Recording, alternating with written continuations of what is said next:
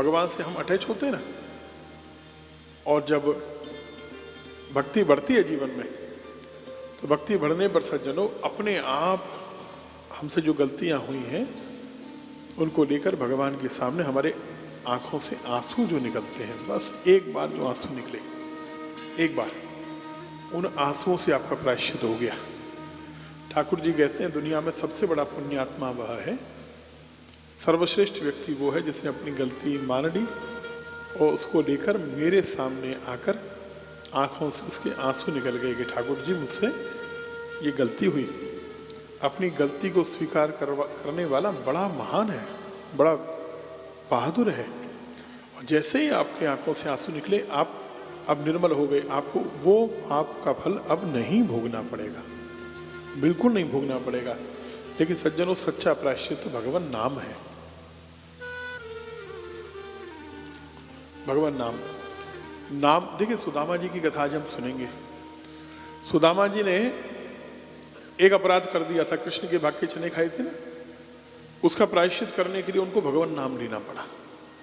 कितनी भक्ति थी, भगवान की दृष्टि में वो शुद्ध हो गए, लेकिन सुदामा जी अपनी दृष्टि में शुद्ध नहीं हो पाए। कब तक नहीं हो पाए? जब तक भजन करके प्रायश्चित नहीं कर लिया। तो उसके लिए क्या करना पड़ेगा? जो गलतियां हुई थोड़ा सा भजन बढ़ा दीजिए। बहुत अच्छा मंत्र है, ओम क्लीम कृष्णाय वासुदेवाय हरये परमात्मने प्रणत क्लेशनाशाय गोविंदाय नमो नमः। क्लीम ओम। ये ठाकुर जी के हम शरणागत हो गए। हे ठाकुर जी, हमसे जो अपराध हुए उनका जो क्लेश मिलने वाला है, क्या मिलने वाला है?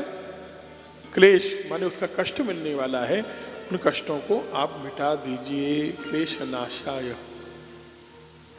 ये नहीं याद हो तो सच्चिदानंद रूपाय कर लीजिए।